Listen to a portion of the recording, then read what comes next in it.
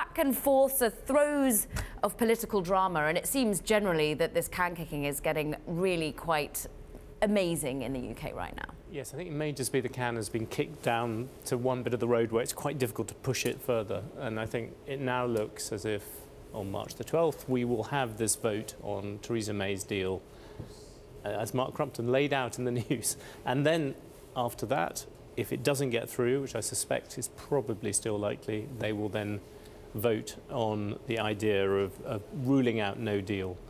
But meanwhile, I think the fact that her deal could get through has got a little bit more likely.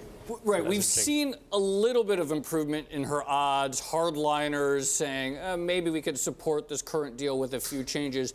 How much of their willingness maybe to back the deal is a function of essentially Labour possibly endorsing a second referendum, Theresa May opening the door to an Article 50 extension, and thus the idea of no Brexit? That odds also rise. Yes, it's like a poker game where you're just generally shaking down the other people. and Jacob Rees-Mogg, who has always been the most purist of these people, suddenly beginning to say, well, maybe I might, I would support May's deal if the alternative is this. And that really is the point, is that you are dealing. It's like one of those situations where nobody has a perfect outcome. Why are we starting to see so much, or I guess not so much, but a little bit more softness on the EU side of this, and the prospect that they would even consider extending this by as much as 2 years? The history of the EU, to be fair, I think that was one thing we could all slightly predict, is that on the one hand, the EU was never going to give that much because they've finally managed to make this deal. There's a lot of sympathy, particularly for Ireland, on the idea of standing behind the Irish part of the deal. But the whole history of the EU, which Karen and I have lived through, is that you keep negotiating. The very last minute, you have a massive panic, and a sort of compromise emerges, and you indeed kick the can down the road. But Brexit is different to the extent that it's not, the British cleverly, by invoking Article 50, they've got themselves out of this thing. So then they stand at least a terrible chance of being ejected without a deal. And this is something front and centre of investors' minds, of businesses' minds. Do businesses feel that this poker game is being played in suddenly slightly more in their favour? A little bit, because I think on the whole businesses would, on my reading, and again there are many different views on this, but businesses on the whole, if there was a chance of Britain remaining semi-happily inside the European Union, especially inside the single market, they would love that. But their second option is some sort of variety of May's deal where the British come out, but they still keep some degree of access. It's not too awful for the city.